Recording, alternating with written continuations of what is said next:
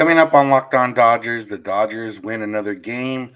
Tony Gonsolin goes on the injured list. Chris Martin saves the day. And Will Smith joins Team USA for the World Baseball Classic. That's what's on tap, so make sure to keep it locked on Dodgers. You are Locked On Dodgers, your daily Los Angeles Dodgers podcast. Part of the Locked On Podcast Network, your team every day.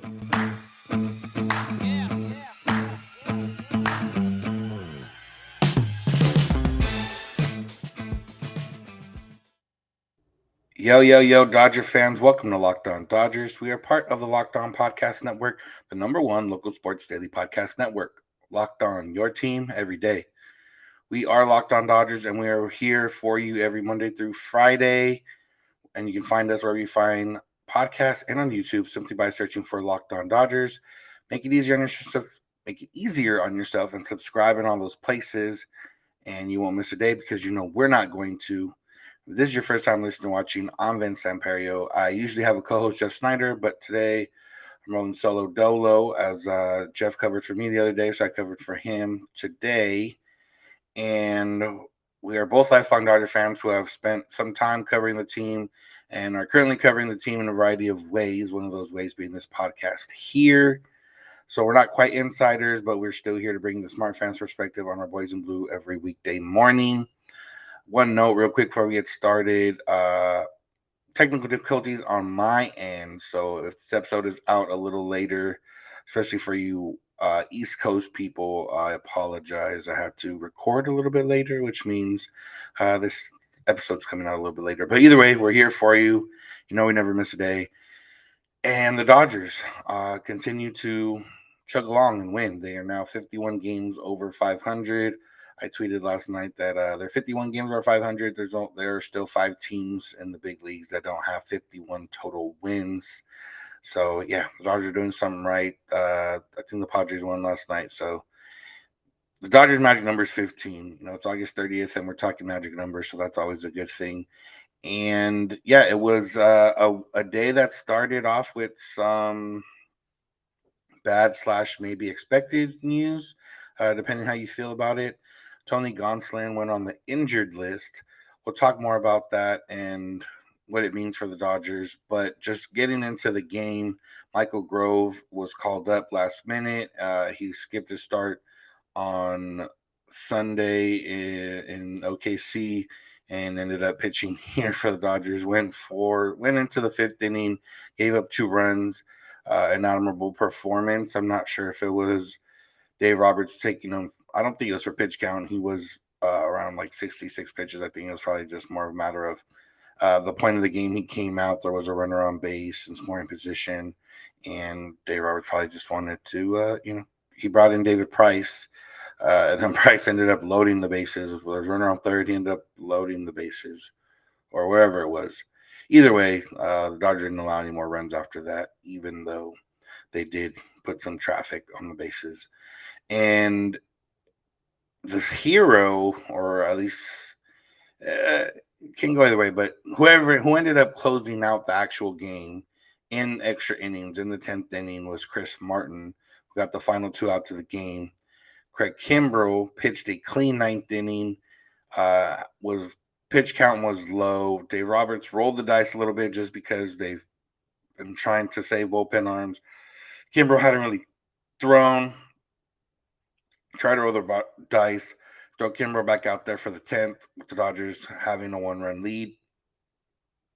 And it didn't go so well from there because Craig Kimbrell ended up loading the bases with 1 out.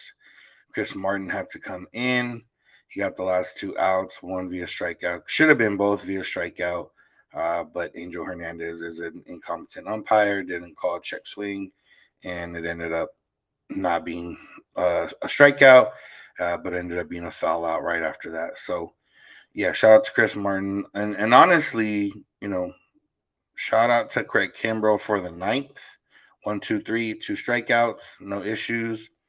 As I guess mentioned, as a matter of just how the game was going, they had already used 4 arms before then. They used Price, Ferguson, Phillips, and Bickford before then. We know Chris Martin's arm wasn't 100% there the other day. I'm sure they didn't want to use him. Gratterall was probably down. He pitched a lot recently. So there didn't have too many arms available to them. Uh, Dave Roberts tried to steal that second inning with Kimbrough. Didn't work out. He ended up walking two guys, and the bases ended up being loaded. And then Chris Martin came in. But Chris Martin, it leads us because Chris Martin's a guy who we haven't really talked about too often, even though he's been pretty good since joining the Dodgers. He's pitched in 12 games, 11 in the third innings. He has a 1.59 ERA and a 2.47 FIP, or a 1.80 FIP, 2.47 xFIP. He's already been worth more via Fangraphs this year with the Dodgers than he had in the 34 games he pitched for the Cubs. He's been worth half a win so far with the Dodgers. Was worth uh, zero point 0.4 wins with the Cubs. But I was wondering, as we know, when players come over to the Dodgers and they change some things up and discover themselves, I was wondering, what could it be? And I didn't see anything that stood out. There's no, he's not throwing any pitch anymore, or he's not throwing one pitch any higher or significantly lower than he has.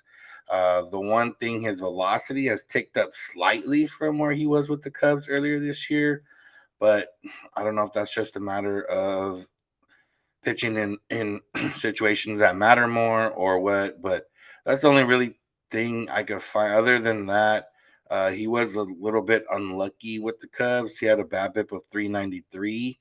Over here with the Dodgers, it's at 154. Realistically, where's that going to sit? Probably more in the middle. His career BABIP is 326. So he's maybe getting a little bit lucky. He's still allowing a lot of fly balls. But other than that, I mean, I guess the biggest thing is not really allowing the home runs. His home run rate his home run to fly ball ratio is lower than almost at any point in his career, other than that strong 2020 season he had with the Braves. So, yeah, I mean, but he's also limiting hard contact. His That's the main thing, is his hard contact rate or soft contact rate is higher than it's ever been.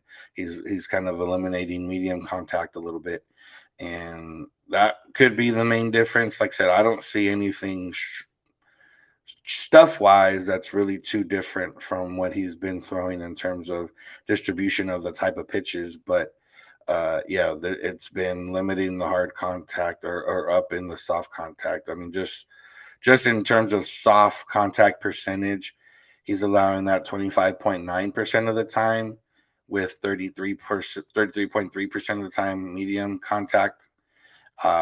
Earlier with the Cubs this season, he was only at 13.5% soft contact. So he's nearly doubled that, and he's nearly cut, not quite 50%, but he's cut medium percentage contact quite significantly. So, yeah, other than, like I mentioned, he hasn't really done too much, but he's been there. He's done what he's needed. He's done what he's been asked for. He started off in not so high leverage situations. He still kind of remained in, not the biggest point of the game, but he's also started being used in bigger points of the game. And yeah, I mean, it's been good to see. He's uh, throwing mainly fastballs. And like I said, with the Cubs, he was averaging 94.9 with the fastball.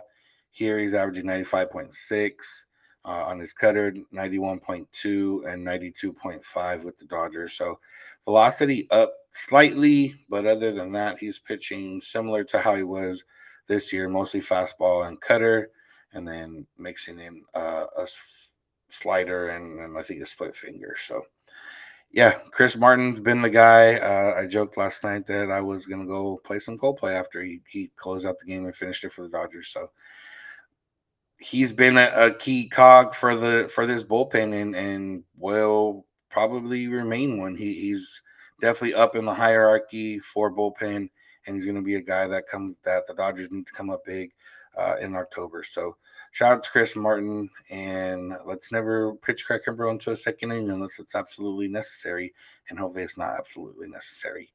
So, as I mentioned, Gonsolin on the injured list. What does that mean? What did he hurt? What does it mean for the Dodgers and their plan for a six-man rotation? We'll get into that. But first, let's get into LinkedIn because as you gear up for the fall, you need the right people on your team to help your small business to fire on all cylinders.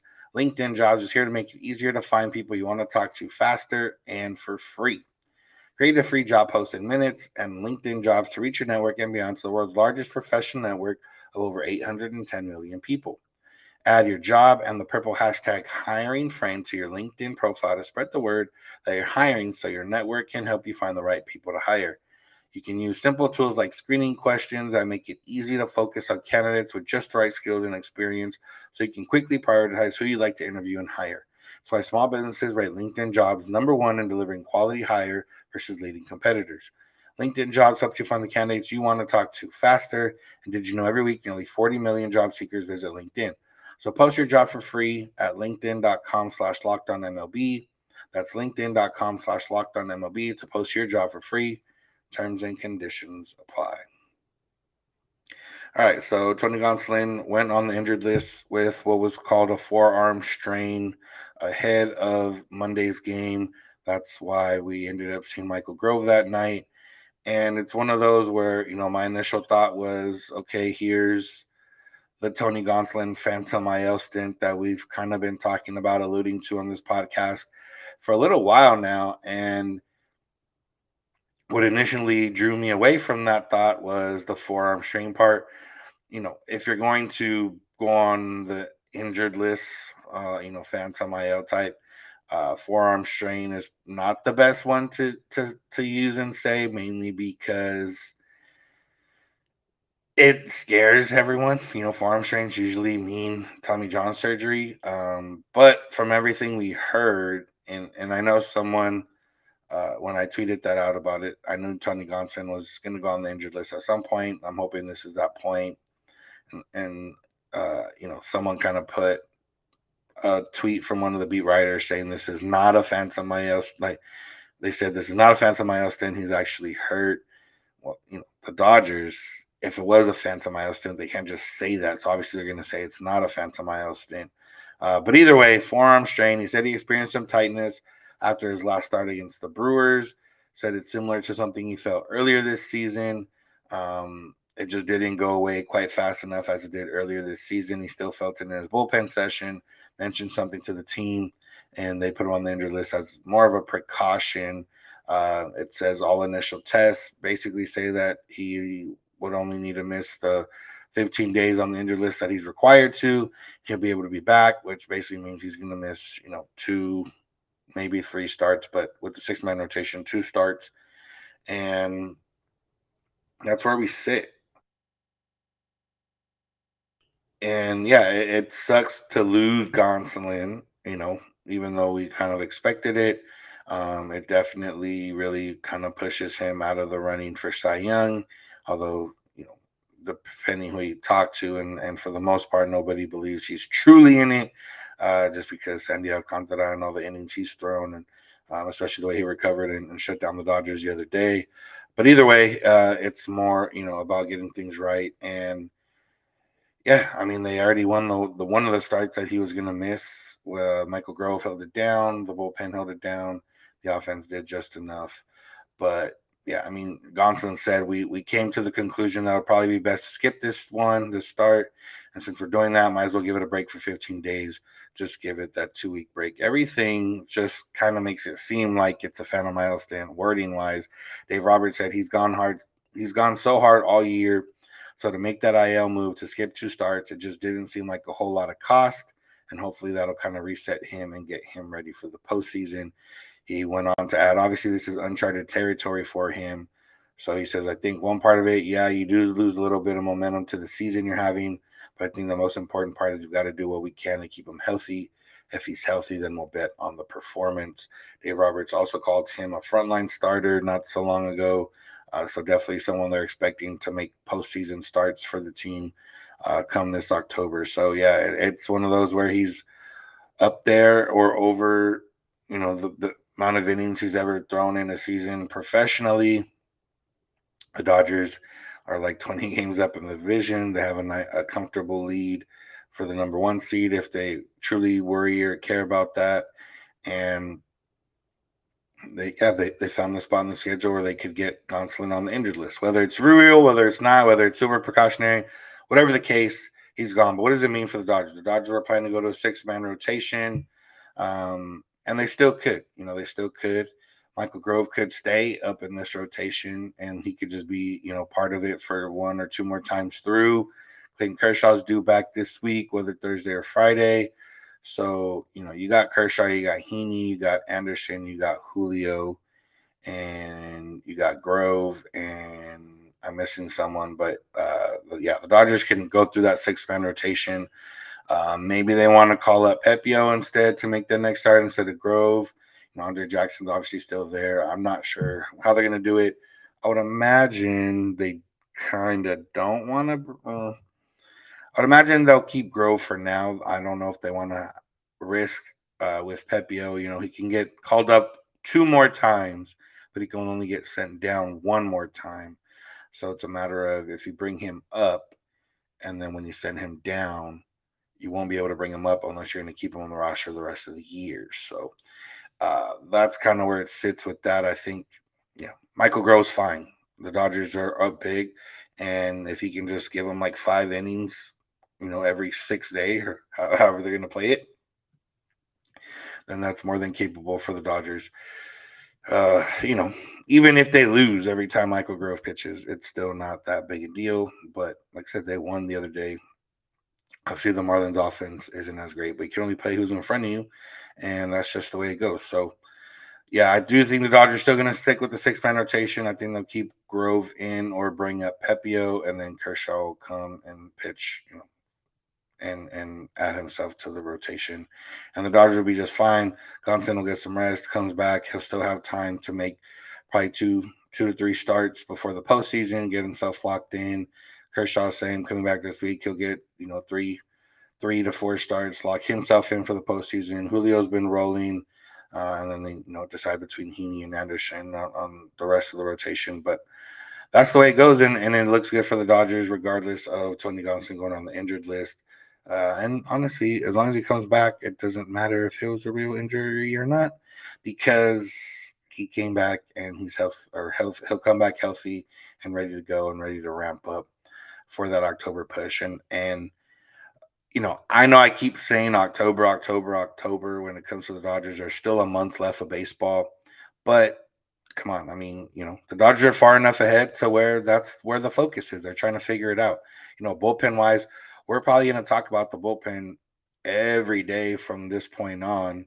And it's going to be one where, small sample size is a thing, but also somebody is going to make themselves and push themselves onto the postseason roster, and somebody's going to pitch themselves off the postseason roster in this month, regardless of how they did the entire year. David Price has given up run at least, or has given up 1 run in 2 of his last 4 outings, both of those against the Marlins. Caleb Ferguson, we talked about him the other day. He had a lot of run in a few appearances. So the push and the run for who's going to be on the roster in the postseason is big right now, and we're going to have to cover it and talk about it pretty much on a daily basis from here on out. So that's just the way it goes. Now let's talk about Will Smith. Will Smith is going to play for Team USA in the World Baseball Classic. He joined someone us on the Dodgers, Mookie Betts, and joined Dino Ebel, who will be third base coach. So we'll get into that. But real quick, thank you for making Locked On Dodgers your first listen of the day every day. And make sure to find us wherever you find podcasts and on YouTube simply by searching for Locked On Dodgers. So Will Smith announced via his Instagram on Monday that he will play for Team USA in the World Baseball Classic.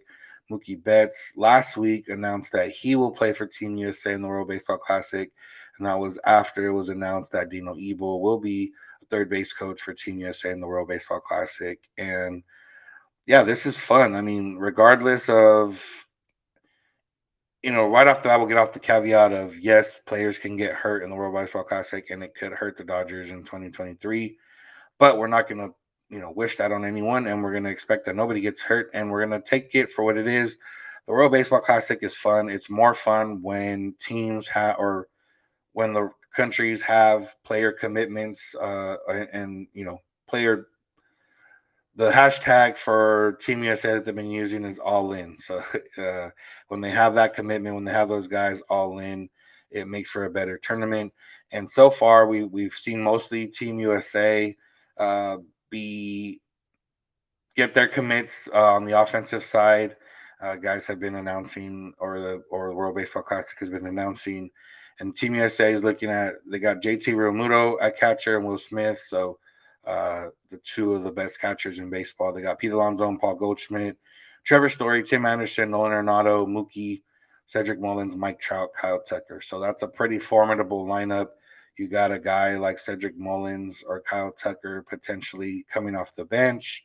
You got Pete Alonso or Paul, or probably either way. You got a lot of talent right there, and for Will Smith, someone who has been snubbed from the All Star team last 2 years, for him to put himself out there, I don't know how exactly it works for these. I don't know if somebody reaches out to them and then they commit, or if it's a matter of they submit, okay, I'm interested in playing, and then they kind of pick from there. I know Mike Trout is going to be the team captain. I don't know how much say he has in it.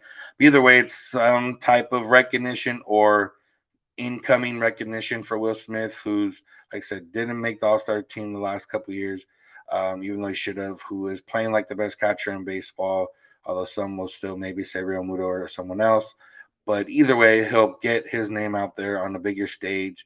Have the potential to play in some games that put him in front of fans that don't normally see him play, especially if they're not Dodger fans, and just elevates you into a slightly different role. Now, obviously, with some other teams, other guys can play for their country, and it's not as big a deal in terms of like being prestigious, just because it's more of the need for bodies.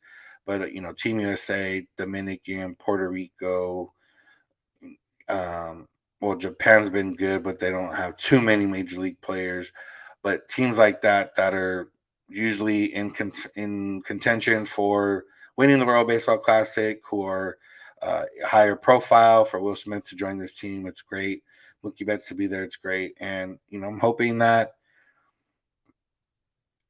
a lot of the Dodgers play in the World Baseball Classic. Freddie Freeman, I believe, is committed in for Team Canada, and I'm sure Julio will be asked to play for Team Mexico. We'll see. Pitching wise, it's not the most ideal situation, but it's also running concurrent with spring training, so it's just basically a higher leverage spring training if the players do commit to playing. But either way, it's good to see Will Smith get out there and be part of it and make his announcement. And he said, quote, you come up as a kid dreaming and seeing people put on the USA jerseys, and you hope to one day be in that position and have that opportunity. I absolutely wanted to do it. Here it is. They came asking, and I'm just humbled and grateful and excited for the opportunity. So yeah, he got asked and he said yes. And now, like I said, putting himself on a bigger stage, helping himself out personally. And he went on to say, it's going to be a really good team. It's going to be neat to be around all those guys and see how they go about their business. I'm just excited about the whole experience and excited to try and win it. And yeah, that's another part that you maybe don't think about is, you know, for a guy like Will Smith, he's been around top tier talent since he came up with the Dodgers. He's been around basically all-star caliber players, a wide variety of them.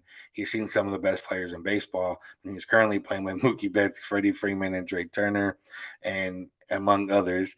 And still, when you get guys, a lot of high caliber talent.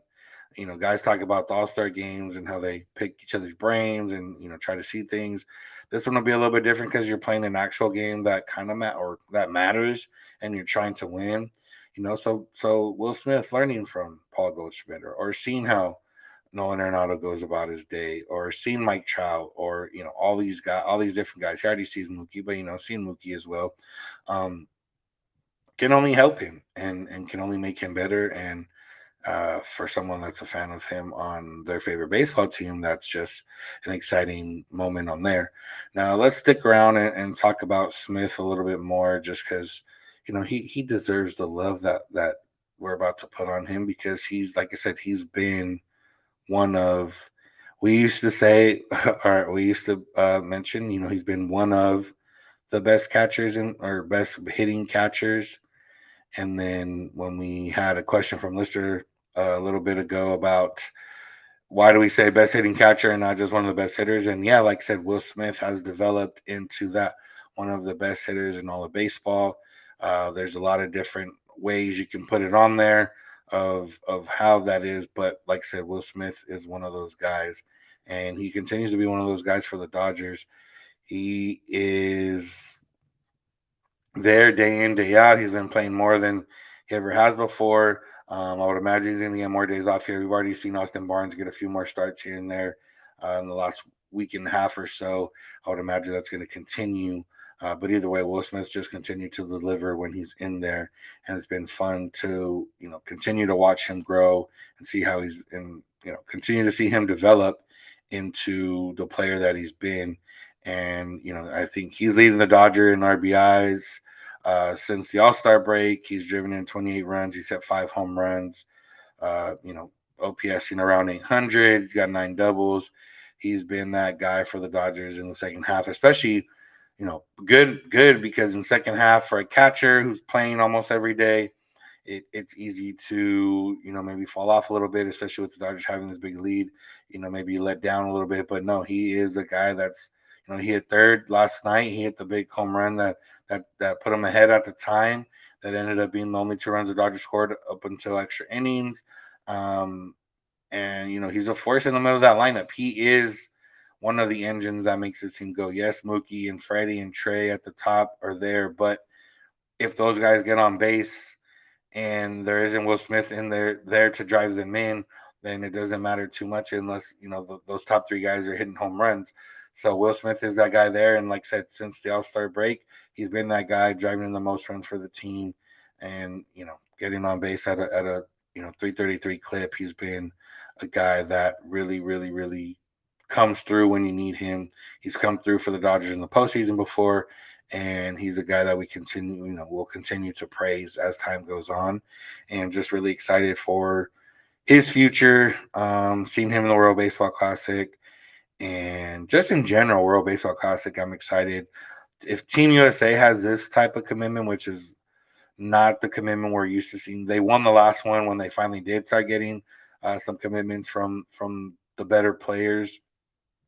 But if Team USA is getting this type of level commitment, you can only imagine Dominican and Puerto Rico and Venezuela and all these other teams are going to be getting some commitment and participation from their main guys, and it could make for a really, really, really fun tournament. So I'm excited for that.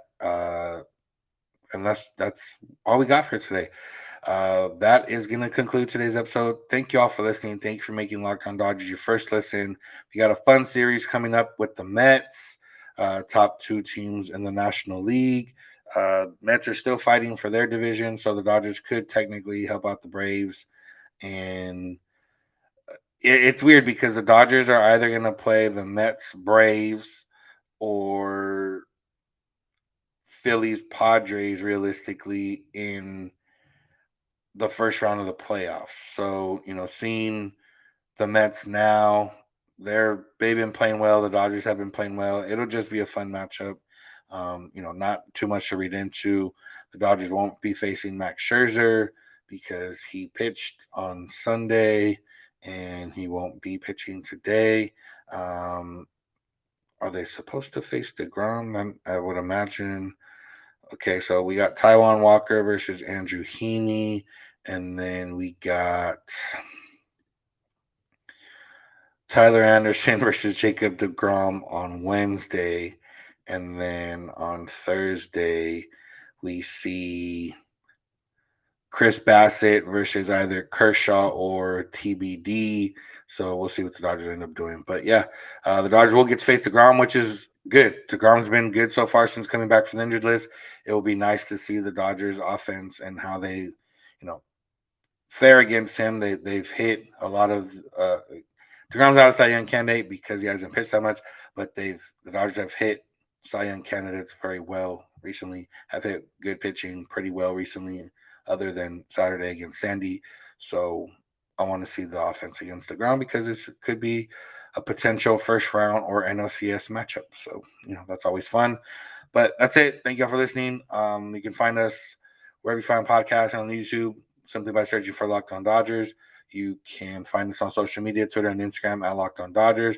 Jeff is on Twitter at Snider. I'm at Vince Samperio. You can leave us a voicemail or send us a text at 323-863-5625, or you can send us an email, lockedondodgers@gmail.com.